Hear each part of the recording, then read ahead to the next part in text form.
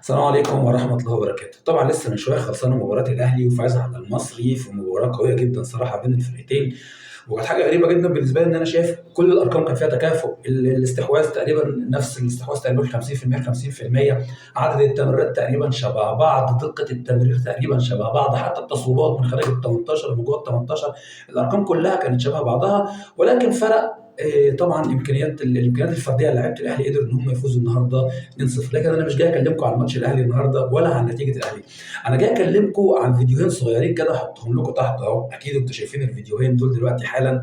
وهنا مش هوجه كلامي خالص خالص للاتحاد المصري لكرة القدم ولا للجنة الحكام، أنا هتوجه بكلامي أولا لربنا سبحانه وتعالى، لأن الموضوع فعلا حلول الأرض خلصت ومش هيحلها غير حلول رب السماء، مفيش كلام تاني يتقال يا إخوانا. أنا هتوجه بكلامي لربنا سبحانه وتعالى أولا، ثم لإنفانتينو والفيفا وكلنا اللي تولى دلوقتي بقى هو رئيس لجنة الحكام العالمية. تخيل يا مؤمن يا مؤمن إن الكورتين دول ما اتحسبوش ضربتين جزاء. انا والله العظيم ضد المؤامره، والله العظيم انا ضد ان الكلام اللي بيتقال ان الزمالك عليه مؤامره وان في مؤامره لصالح الاهلي، انا ضد الكلام ده تماما، وما بحبش ابدا اتكلم عن موضوع التحكيم اطلاقا، الموضوع ده ما بيجيش معايا اساسا يعني.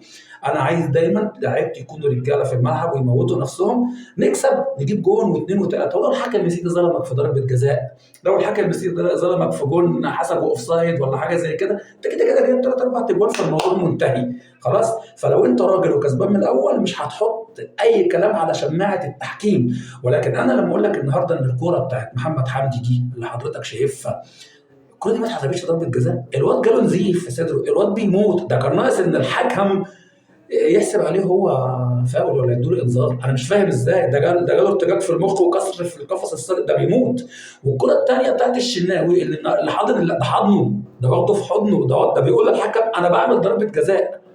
انا والله العظيم فعلا صراحه الكلام ده غريب جدا. التحكيم المصري، انا النهارده ما بتكلمش، ما بقولش اهلي عشان بس يبقى الموضوع واضح، انا بتكلم النهارده عن الحكام اللي كانوا بيحكموا الماتشين دول واللي شافوا الكورتين دول بعينيهم وهيتحاسبوا عليهم قدام ربنا سبحانه وتعالى.